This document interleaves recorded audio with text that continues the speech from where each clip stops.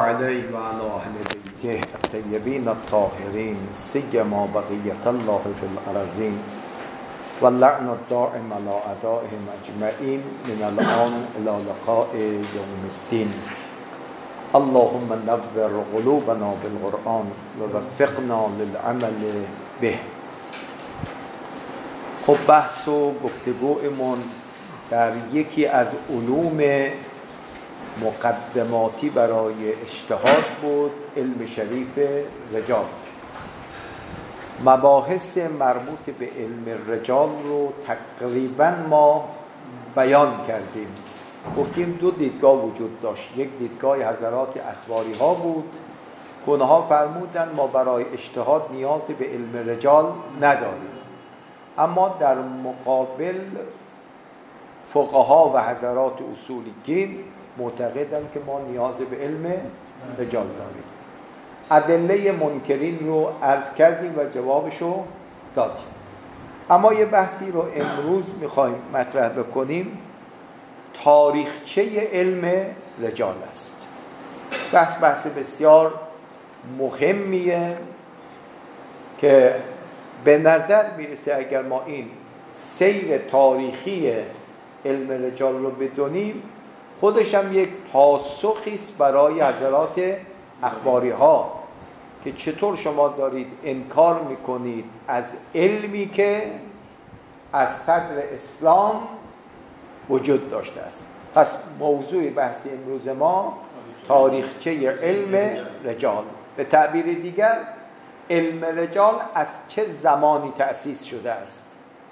بله، از چه زمانی تأسیس شده است؟ در پاسخ عرض می‌کنیم که اگر علم رجال رو مجموع سه علم تراجم،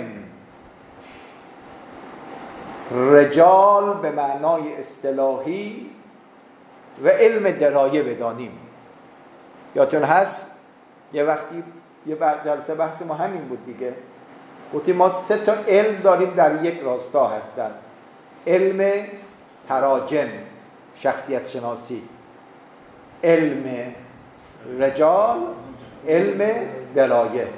اگر ما علم رجال رو مجموع این سه تا بدانیم، یادداشت بفرمایید، علم رجال به این معنا از قرن اول طلوع اسلام مورد توجه مسلمین قرار داشته است.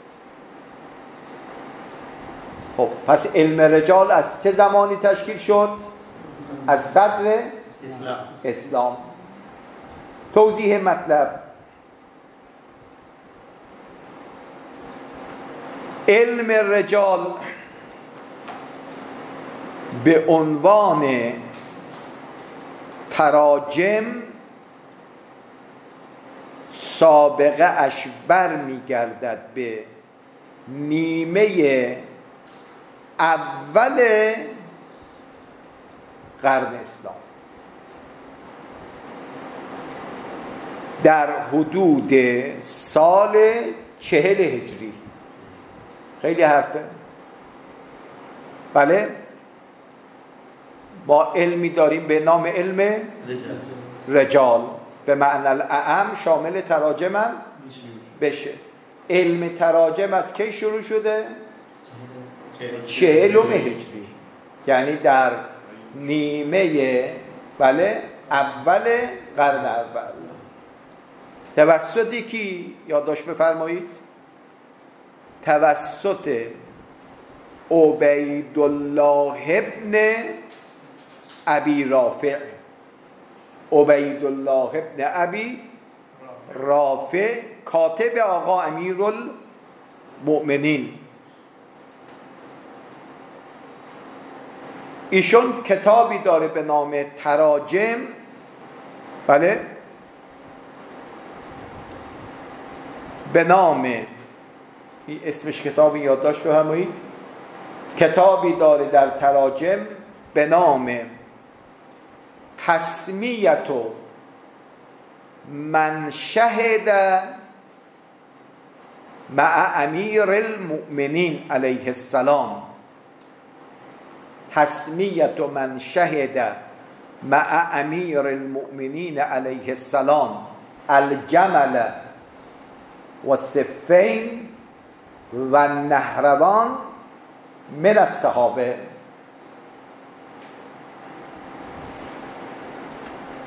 اسامی اصحاب پیغمبر که با امیرالمؤمنین در 3 جنگ جمل و صفین و نهروان حضور پیدا کردن، اسامی این صحابه پیغمبر رو جمع‌آوری کرده که مرحوم شیخ طوسی در کتاب الفهرست خودش نام کتاب عبیدالله ابن ابی رافع رو ذکر می‌فرماید. ارائه می‌فرمایید. شیخ طوسی رضوان الله تعالی کتابی داره به نام الفهرست که امروز میرسیم. ایشون وقتی سابقه این علم را ذکر می‌فرمان میگن در سال 40 هجرت این آقا کتابی به نام تسمیت من شهد مع امیر المؤمنین، اون اسامی اصحاب پیغمبر که در 3 جنگ کنار امیر المؤمنین بوده، اسامی اونها رو ذکر کرده. پس اگر ما علم رجال را به معنای عامش بگیریم که شامل تراجم هم بشود، سابقش برمیگردد به نیم قرن اول صدر اسلام. ادامه بفرمایید. اما از قرن 3 هجری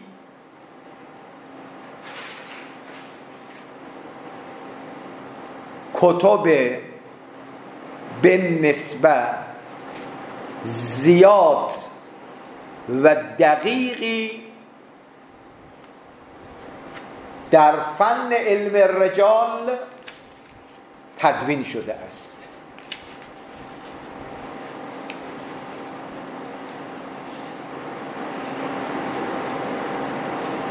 از آن جمله هست، ببین که اسم رجال را گرفته، رجال به معنی الاخص، از قرن 3.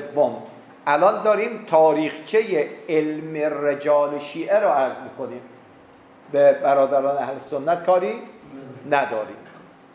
از اون جمله از کتاب طبقات الرجال احمد ابن ابی عبدالله برقی که آیون اصطلاحاً خلاصه میگن طبقات الرجال برقی، طبقات الرجال برقی. البته این کتاب کاملش فعلا در اختیار ما نیست، به نحو ناقص وجود دارد. 2. کتاب ابو محمد عبدالله ابن جبلت ابن حیان ابن ابجر کنانی، متوفای 219،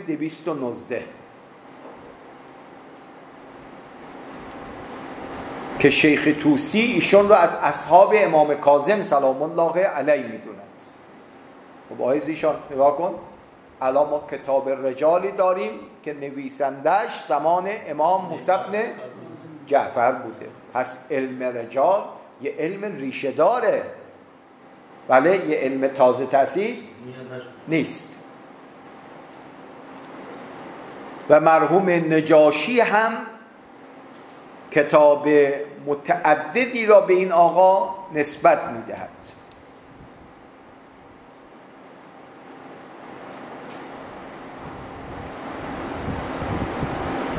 خب چه سالی بود؟ 219، یعنی اوائل قرن 3. درست شد؟ باز کتاب دیگر رجال حسن ابن علی ابن فضال،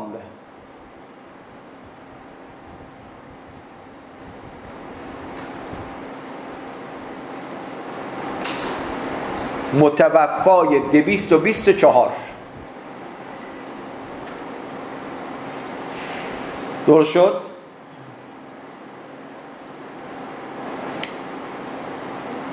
کتاب رجالی دیگر، رجال حسن ابن محبوب به نام معرفت و روات الاخبار،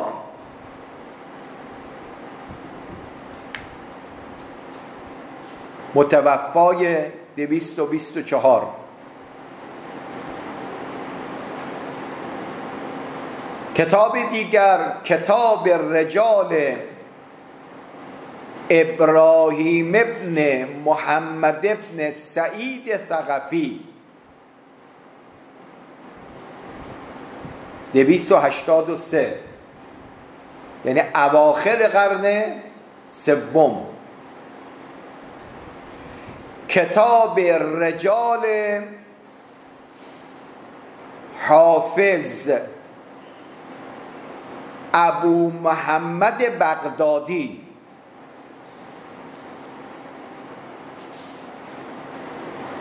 اینم متوفای 283. اینا جزء کتب رجال غیر معروفه. حالا میگیم کتب رجال معروف شیعه کدام می باشد.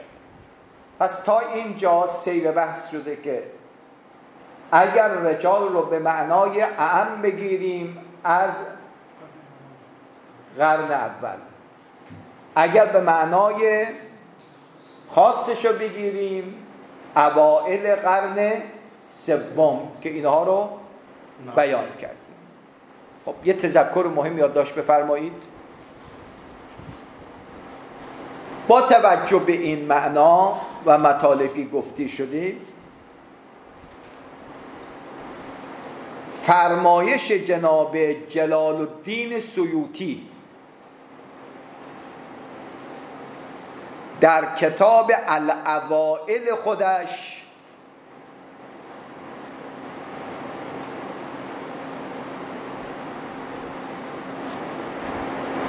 که میگوید نخستین مؤلف در علم رجال آقای شعبت ابن حجاج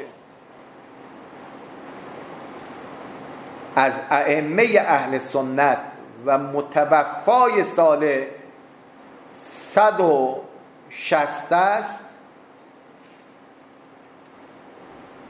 این سخن دقیق هست یا نیست؟ نمی باشد. خب این بزرگوار می‌فرماید که اولین کتاب رجالی که نوشته شده مال جناب شعبت ابن حجاج متوفای سال 160. دقت فرمودید؟ ما میگیم این حرف مقرون به صحت و دقت نیست. چرا؟ چون الان ما گفتیم که کاتب آقا علی ابن ابی طالب بله در نیمه قرن اول اومده کتاب رجالی نوشته هست. نیست علم رجال بله نه ایشون کلا همون رجال به معنی الامر رو میگه، نخستین کسی که نوشته ایشونه.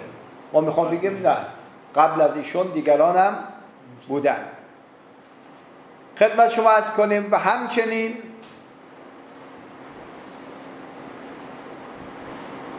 در عدم دقت است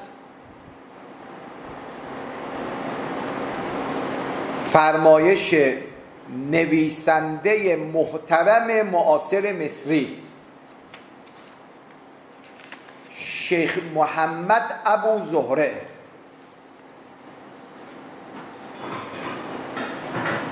در کتاب ارزشمندش به نام الامام الصادق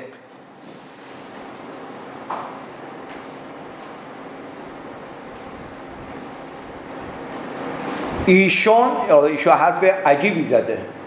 ایشون کتاب فهرست شیخ طوسی را نخستین کتاب رجالی شیعه می‌داند و کتاب شیخ طوسی را مورد ستایش هم قرار داده است. حالا چرا میگه حرف این آقا هم از روی عدم دقته؟ ایشون میگه اولین کتاب رجالی کتاب فهرست شیخ طوسیه. درست شد؟ ما میگیم این حرف از دقت کافی برخوردار نیست. این لطفاً این مطلب رو یادداشت بکنید. به خاطر این که خود شیخ طوسی در مقدمه الفهرست خودش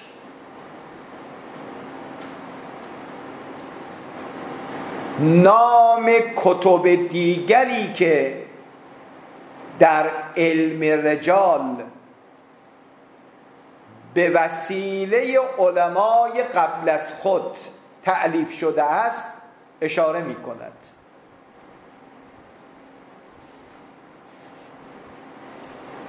یعنی خود جناب شیخ طوسی در مقدمه کتاب الفهرست چی میگه؟ که این کتاب الفهرست من اولین کتاب در بحث رجال نیست. قبل از من هم دیگران بودن که این در رابطه با علم رجال کتاب نوشتن، کار کردن.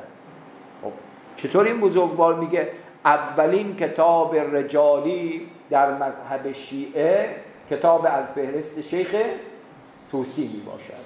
پس بناء علی هذا از قرن اول شروع شد تا رسید به قرن سوم. اما یادداشت بفرمایید کتب رجالی در قرن چهارم،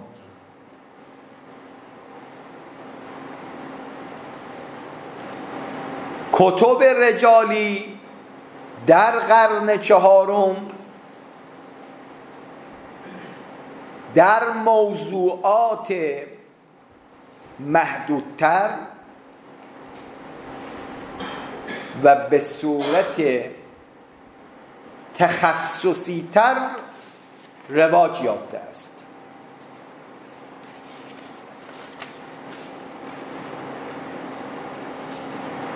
ببین، چون هر چه زمان که میگذره ما از عصر معصوم فاصله میگیریم، این علوم جزئی تر و تخصصی تر میشه. یادتون هست اوایل بحث رجال پیش کشیدیم یا علم اصول، بعضی میگه خب اصحاب ائمه از علم اصول استفاده نمی‌کردن. خب میگه اینا به عصر معصوم نزدیک بودن. هر چه از عصر معصوم مفاصله میگیریم نیاز ما به علوم و دانش بیشتر میشه. خب بزرگواری که در قرن اول که از اصحاب امیرالمؤمنین بود کتاب رجال نوشت، فقط اومده اسامی اصحاب رسول الله که با امیرالمؤمنین در اون سه جنگ شرکت کردن، فقط اسامی اونها رو ذکر کرد. دیگه از احوالشون، ویژگی‌هاشون چیزی نگفته. اما هر چه زمان میگذره، خصوصا گفتن قرن سوم که میرسیم یه مقدار محدودتر میشه. به قرن چهارم که میرسیم هنوز تخصصی تر و دقیق تر میشه. چند تا کتاب نام ببریم. ابوالعباس احمد ابن محمد ابن سعید، معروف به ابن عقده، ابن عقده، متوفای 332.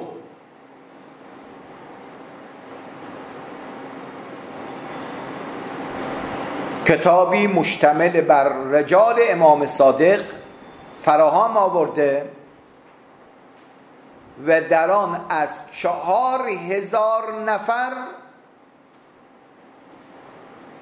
که توفیق مصاحبت و روایت از امام صادق داشتن رو جمع آوری کرد.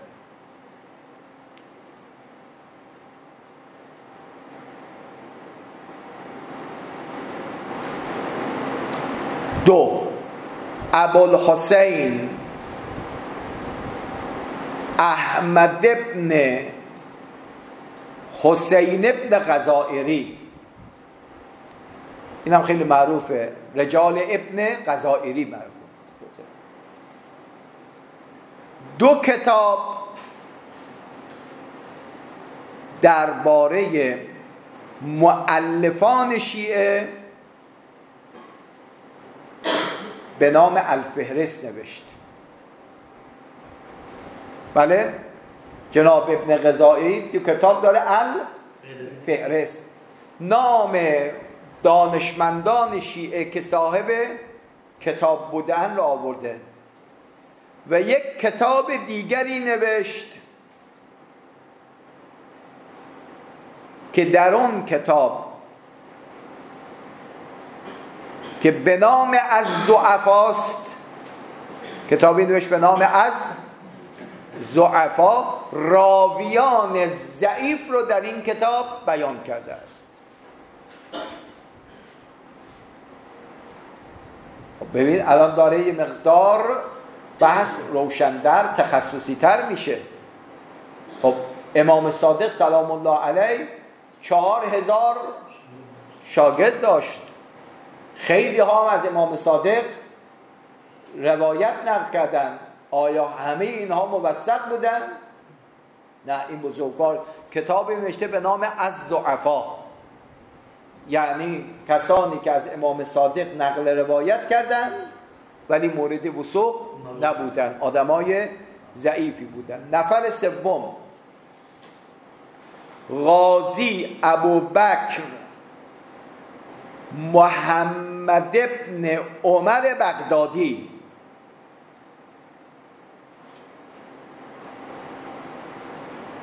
متوفای 355،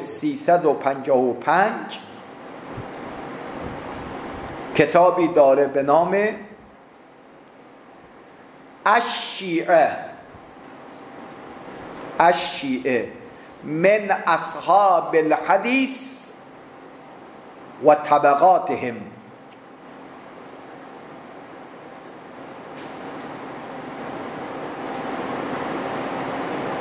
خب میگه دانشمندان شیعه که نقل حدیث کردن کیا بودن؟ طبقاتشون رو هم مشخص کرده. انشاءالله باز برسیم میگیم. الان مثل مرحوم کلینی درست شد، تا امام صادق فاصله داره، هر 100 سال رو میگن یک طبقه. دقت کردید؟ جناب شیخ کلینی که فرضاً در طبقه سومه نمیتونه مستقیم نقل کند از کسی که در طبقه اوله، چون بینشون فاصله زیاده، لذا باید طبقات را هم آدم مشخص بکنه. این آقا کتابی نوشت، 2 تا کار انجام داد. اولا علماء شیعه‌ای که نقل روایت کردن کیا بودن؟ کار دومی که دقیق تره، قرنها و طبقاتشون رو هم مشخص کرد که این آقا در کدام قرن زندگی میکرده، اون آقا در کدام. پس هم نام راویان حدیث و هم طبقاتشون رو معرفی کرد. متوفای 355 که مرحوم شیخ نجاشی هم از کتاب ایشون نام میبره. خب کتاب دیگر باز معروف، رجال ابن داوود، رجال ابن داوود، متوفای 368 که در رابطه با ممدوحین و مذمومین در این کتاب حرف زده. یادتون هست ابن غزالی گفتیم کتاب نوشته از ضعفا، فقط راویان ضعیف رو بیان کرده. اما جناب ابن داوود کتابی در رجال نوشته تحت عنوان ممدوحین و مذمومین، یعنی چه رواتی مورد وثوق هستن مدح شدن و چه رواتی ذم شدن. خودم با مراجعه به کتاب ایشون فلان راوی در سند فلان روایت هست، حالا 3 دقیقه چیکار میکنی؟ سریع به این کتاب مراجعه میکنی، این آقا که در سند این روایت است جزء ممدوحین است یا جزء مذمومینه. خب حالتش برای شما مشخص میشه. رجالی دیگر محمد ابن علی ابن بابوی شیخ صدوق رضوان الله تعالی علیه، متوفای 381. ایشون هم کتاب داره رجال شیخ صدوق. ببینید پله پله ای داریم میان پایین، میبینیم علماء شیعه که از قرن اول مباحث رجالی رو شروع کردن اینجورت منقطع بشه، همینجور ادامه پیدا کرده است. دیگری فهرست حسن ابن محمد ابن ولید متوفای 343. ایشون استاد شیخ صدوق می باشد.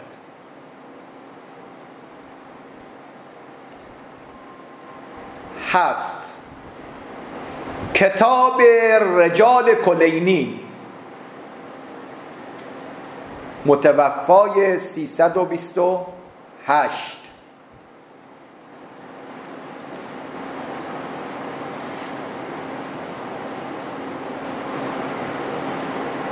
8 از همه معروفتر، این معروفتر رو جدی بنویسید، از همه معروفتر کتاب معرفت الناقلین، معرفت الناقلین عن الائمة الصادقین علیهم السلام. چقدر اسم با مسمى، معرفت الناقلین عن الائمة الصادقین، یعنی کسانی که نقل روایت میکردن از ائمه معصومین علیهم السلام. نوشته شیخ ابی عمرو محمد ابن عمر ابن عبدالعزیز کشی. آقای فیاض معروف به چیه؟ رجال کشی. متوفای نیمه قرن 4 که از این کتاب خلاصه‌ای چاپ شده است به نام اختیار الرجال. اختیار الرجال که الان موجودم هست. اختیار الرجال مالی کیه؟ مرحوم کشی. صادقین مراد از امام محمد باقر صادق؟ نه صادقین، بله، یعنی ائمه معصومین علیهم السلام می باشد. خب اینا شده قرن 4. اما قرن 5، قرن 5 در نیمه اول قرن 5 هجری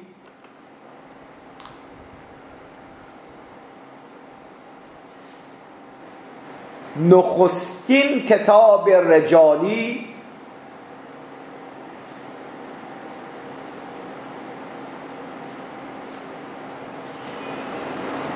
به رشته تحریر در آمد.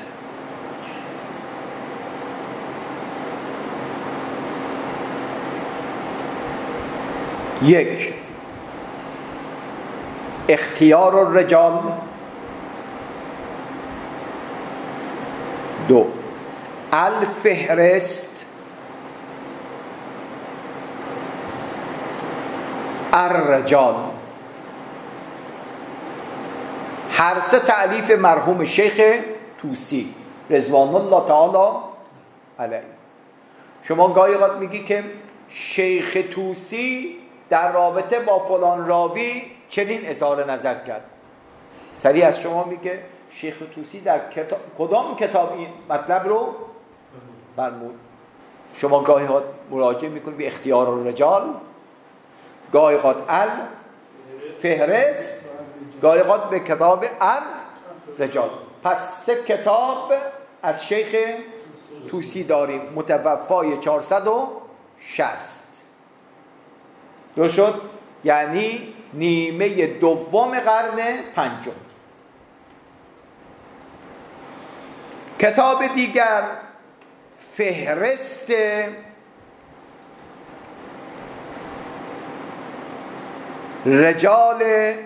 فهرست نجاشی، تألیف احمد ابن علی نجاشی، متوفای 450.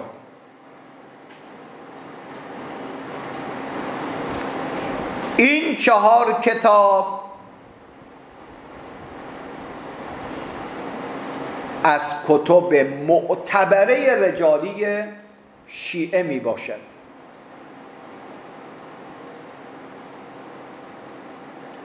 و به خاطر این 4 کتاب ارزشمند قرن پنجم را قرن اوج مباحث رجالی شیعه می دانند. خب تا کجا گفتیم؟ تا مرحوم نجاشی رو گفتیم دیگه. معارف دیگری در علم رجال قلم زده اند که فهرستوار عرض میکنیم.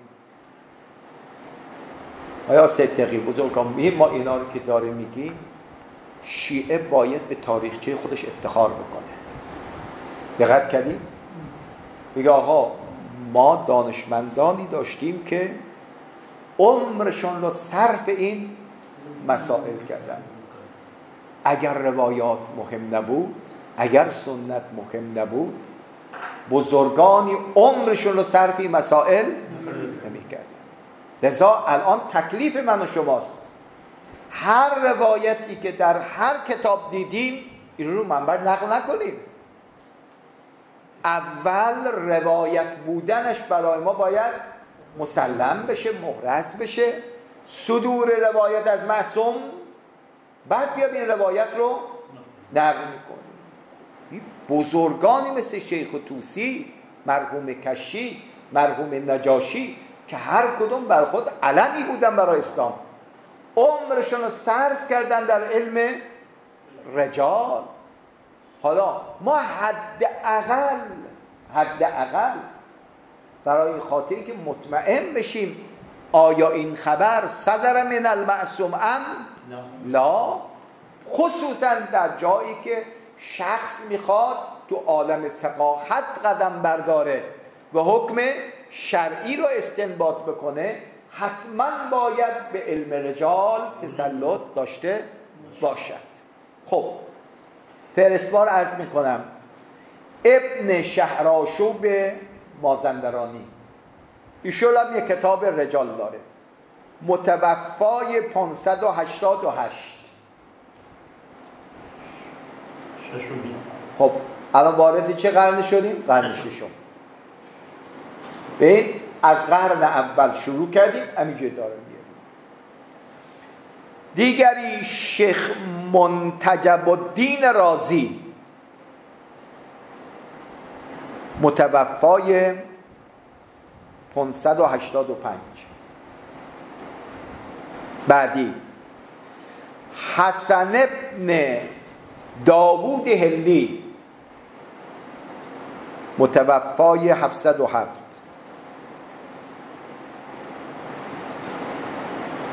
علامه هلی رضوان الله تعالی علیه، متوفای 726. یعنی حسن ابن داوود هلی علامه هلی مربوط میشوند به اوائل قرن هشتم. اوائل قرن هشتم. حسن ابن زین الدین عاملی متوفای 1011، یعنی اوائل قرن 11. عنایت الله قحطایی 1026.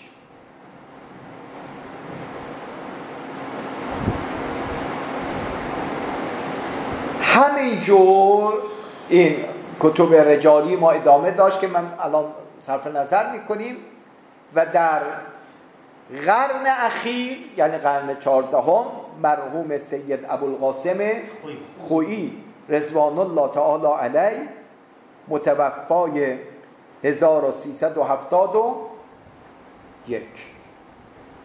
پس شیعه دارای یک تاریخچه مشعشع و نورانی است در رابطه با علم رجال. این تذکرم یادداشت بفرمایید بد نیست.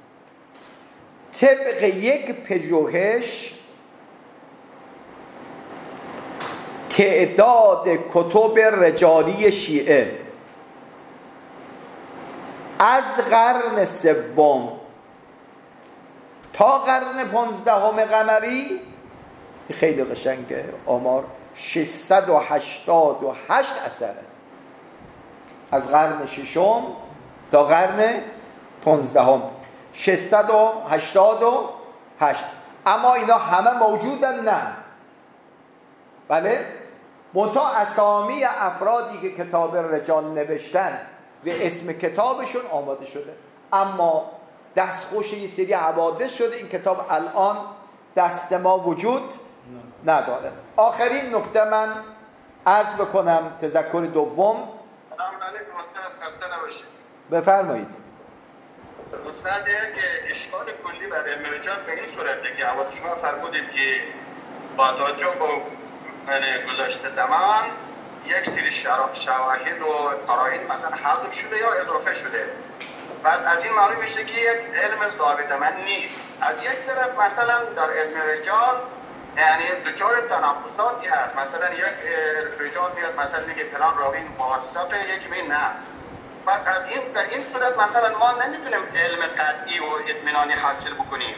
در این صورت حجیت علم رجال اصل ظن حاصل میشه، اصل در ظنون هم عدم حجیت ظنه. بله.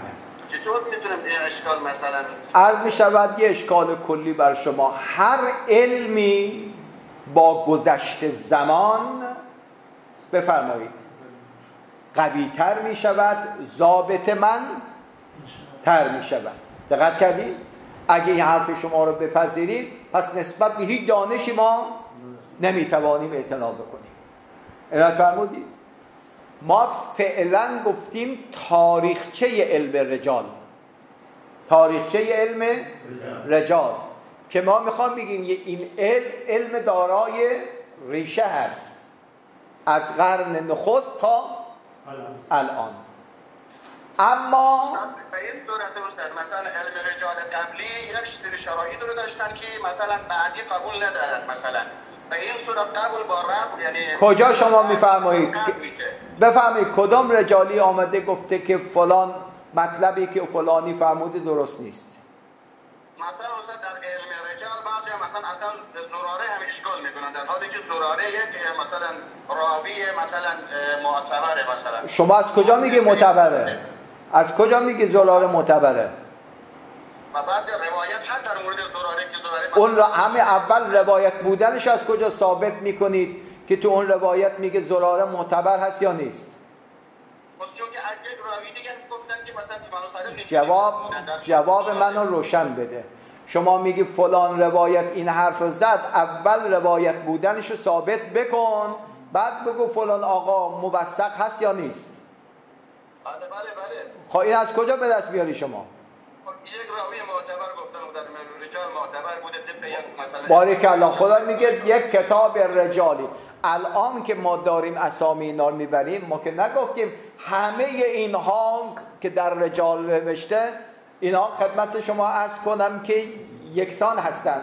اگر یک مقدار دندون رو جگر میگذاشتید، من یه نکته میخواستم بگم، شاید این اشکالی که به ذهن حضرت علی آمده رفت بشه. تذکر دوم یادداشت بفرمایید. مصادر علم رجال، مصادر علم رجال. علم رجال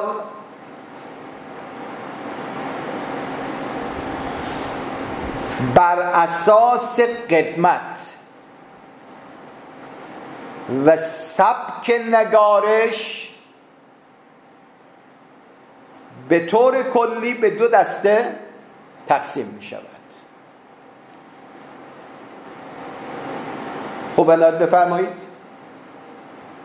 قبل از اینکه بگم، شما این رو وجداناً میتونید احراز بکنید. گاهی اوقات یک گوینده است وقتی بالای منبر میره مطالبی را دقیق و متقن میگه، اما یکی دیگر میره از این دقتی که اون اولی برخوردار بود اون برخوردار نیست. هر دو واعظن، اما سطح صحبت هر دو یکسان نیست. عنایت فرمودید. یا افرادی که در کتب ادبی قلم زدن، خب آیا همه کتب نحوی یک سطح برخوردارن؟ نه. چطور شد بعد از کتب ادبی مثل کتاب ادبی ابن حاجب خوب درخشید؟ چون از دقت کافی برخوردار است. عنایت فرمودید. این کتبی هم که در علم رجال نوشته شده همه از یک سطح برخوردار نیستن. یکی آمده فقط گفته اینا از اصحاب امام صادق هستن، روایت از امام صادق نقل کرد تو همین حد، اما دیگه نمیگه آدم موثق بود یا موثق نبوده است. درست شد؟ اما کتاب رجالی دیگر میاد، راوی که هنوز منحرف نشده بود نسبت به او قضاوت میکنه، میگه آدم چی بود؟ درستی بود. رجالی دیگر میاد همون راوی رو میگه موثق نبوده است. چرا؟ میگه اون قبل از انحراف اون رو رجالی گفت که این موثقه، اما این آقای رجالی دوم که میگه ایشون موثق نیست چیه؟ میگه بعد از انحرافش میباشه. خب حالا ما میخوام قضاوت کنیم، حرف کدام رجالی رو مقدم میداریم؟ اون دومی که میگوید در رابطه با فلان راوی داره قضاوت میکنه بعد از انحراف. دقت فرمودید؟ پس بنابراین همه مصادر رجالی ما یکسان و یک سطح نیستن. دقت فرمودید؟ خب از این جهت گفتیم که مصادر رجالی ما به دو دسته تقسیم می شود. یک، مصادر اولیه علم رجال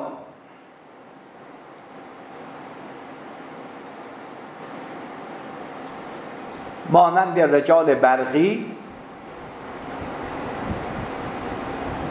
اختیار و معرفت رجال نجاشی، رجال ابن غزائری، رجال شیخ توسی،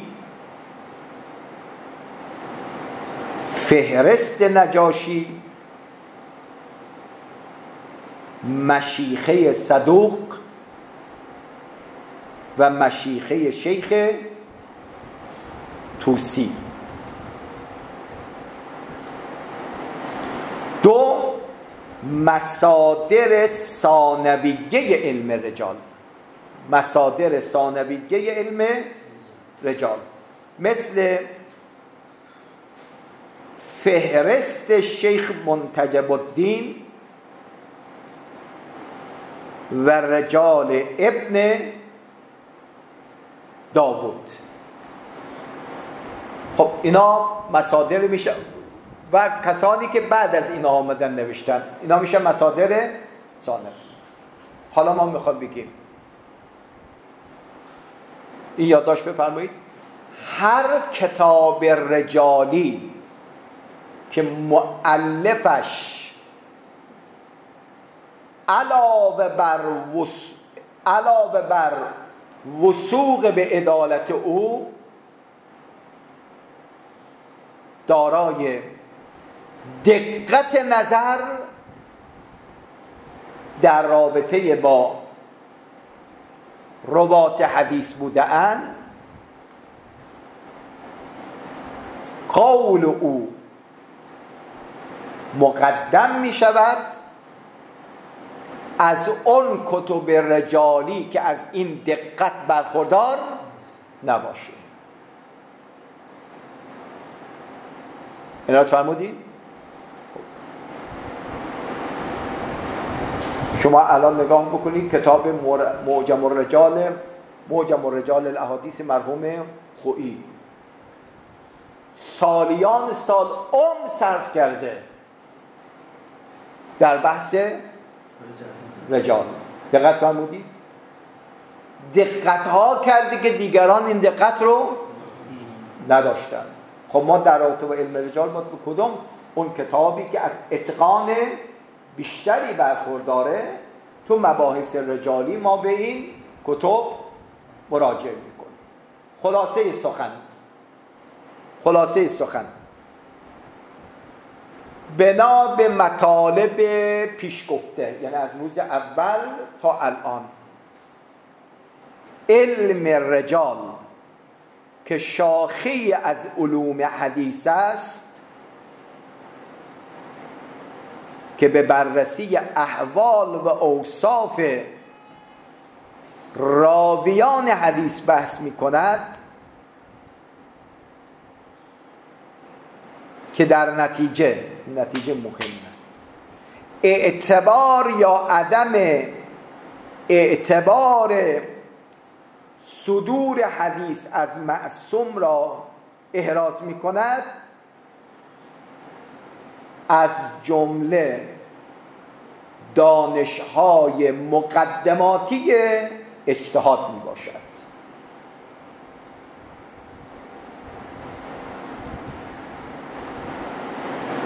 و سخن اخباری ها و ادله آنها ضمن احترام به آنها مخدوش می باشد.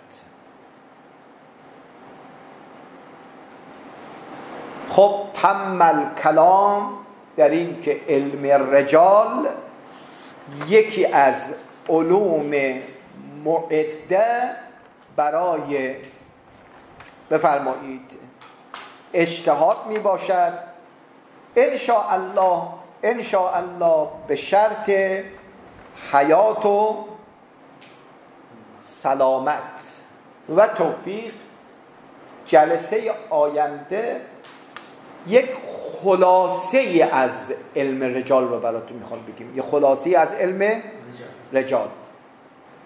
کلا علم رجال در 5 محور مباحثش خلاصه میشه. در چند محور؟ 5 محور.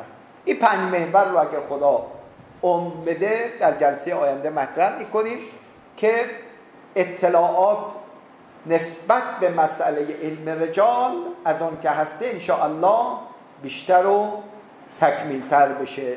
و آخر دعوانا ان الحمد لله رب العالمین و صلی الله علی سیدنا محمد و آله الطاهرین.